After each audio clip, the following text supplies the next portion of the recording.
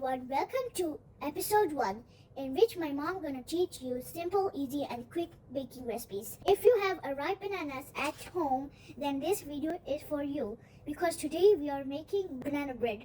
First we mash 2 ripe bananas, squish, squish, squish. Now sift dry ingredients, give it a gentle mix. No crazy mixing please.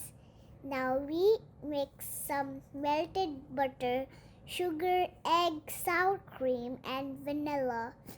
Somebody's getting hungry already.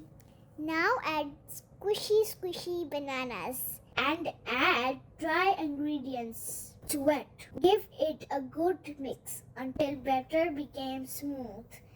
Pour it on baking pan and here comes the best part. Add chocolate chips on top. Don't worry guys, read caption for detailed recipe. Finally, here comes the beauty. Mom, can I have the first slice please?